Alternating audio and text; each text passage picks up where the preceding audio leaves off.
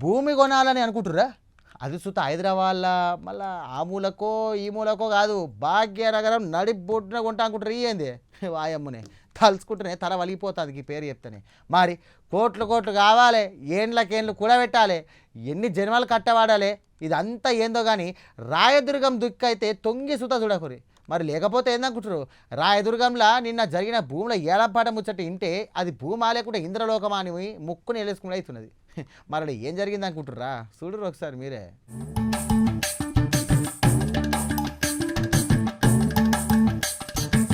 రాయదుర్గం భూమిలా ఏమన్నా బంగారం వండిస్తారా, వజ్రాలు వండిస్తారా? తెలంగాణ గృహ నిర్మాణ సంస్థ రాయదుర్గం భూమి వేలమెత్తే ఎకరం భూమి 237 కోట్ల రూపాయల అమ్ముడు పోయిందట. ఎకరం భూమి 237 కోట్ల. ఆడ మట్టికి బదులు ఏమన్నా కిలోల కొద్ది బంగారం వండుతుందా ఏంది? గరీబులు సామాన్యులు సెంటు భూమి సుతం కొనరక్కడ. ఆడ ఉన్నోళ్ళు ఎవలో గాని అంత పైసలు ఎక్కడికెళ్ళి తెచ్చిండ్లో ఆ దేవునికే ఎరక కావాల. అరే నిన్నటిదాకా భూమి బంగారం అయిందిరా నాయనా అని పెద్దలు అంటుండే. కానీ నిన్న రాయదుర్గం పాన్ మక్తాల TGIIC వాళ్ళు పెట్టిన ఆన్లైన్ ఈవేలం చూసినాక అది మట్టి కాదు కుబేరుని ఖజానా అని అనిపిస్తుంది. సర్కారు వారి పాట ఎకరం 139 కోట్లని ధర పెట్టిండ్రు. గంతే ఆడున్న భూమి మీద దందా చేసే పెద్ద మనుషులు పోటీ పడి మరి ఆ భూమిని ఆకాశానికి అంటేటట్టు చేసిండ్రు. ఒక్క ఎకరమే 237 కోట్లకు అమ్ముడు పోయిందట. గీ Rayadurgam IT hub area land అంటే అందరికీ మస్తు మోజు. సర్వే నెంబర్ 83/1లా ఉన్న 6.29 ఎకరాల సర్కారు భూమిని అమ్మేతందుకు పెడితే దేశంలో ఉన్న పెద్ద డెవలపర్లు అందరూ కంప్యూటర్ల ముందు కూసోని కీబోర్డులు వలిగిపోయేటట్టు బిడ్లు గుద్దిండ్రు. పోయినపారి అక్టోబర్లో గిదే జాగా ఎకరంకు 177 కోట్లు పోతే జనాలు నోరెళ్ళబెట్టిండ్రు.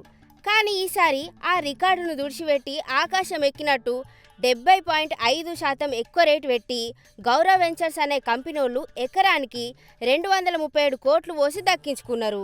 అంటే మొత్తం 6 ఎకరాల మీద ఉన్న జాగకు సర్కారు ఖాతాల 1490.73 కోట్లు వచ్చి పడ్డాయి అన్నట్టు. గీ పైసలతోటి ఎన్నిండ్లు కట్టచ్చో సామాన్యులకు అసలు లెక్కపెట్టుడు సుతం రాదునుల్లా.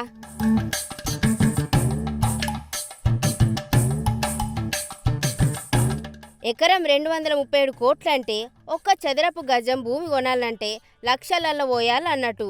గీ లెక్కన చూస్తే రేపు పొద్దుగల సామాన్య పోరగాడు హైదరాబాద్లో ఒక 2 గుంటల భూమి కొని ఇల్లు కట్టాలంటే వాని 7 తరాల ఆస్తి అమ్మినా సాలది కావచ్చు.